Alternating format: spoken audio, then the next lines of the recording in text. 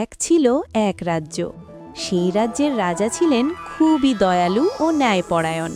প্রজারা তাকে খুব ভালোবাসত। কিন্তু এত সুখের মাঝেও রাজার মনে ছিল গভীর দুঃখ, কারণ রাজার কোনো সন্তান ছিল না। প্রতিদিন রাতে রাজা প্রাসাদের বারান্দায় দাঁড়িয়ে আকাশের তারা দেখতেন আর দীর্ঘশ্বাস ফেলতেন। রানীও নীরবে চোখের জল ফেলতেন। রাজ্যের সব ওঝা, কবিরাজ আর জ্যোতিষী ডাকা হলো, কিন্তু কেউই আসার কথা বলতে পারল না। একদিন গভীর জঙ্গলে থাকা এক বৃদ্ধ সন্ন্যাসী প্রাসাদে এলেন।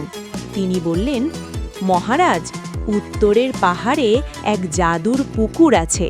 সেই পুকুরের জল যদি বিশ্বাস আর ভালোবাসা নিয়ে পান করা হয়, তবে অলৌকিক কিছু ঘটবে।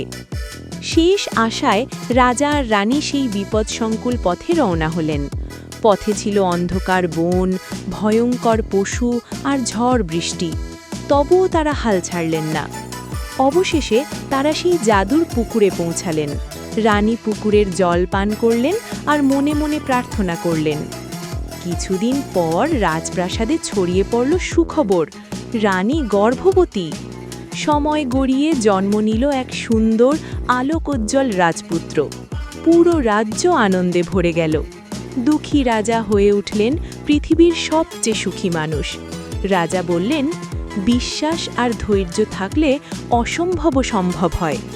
এইভাবেই দুঃখের শেষে এলো সুখের আলো।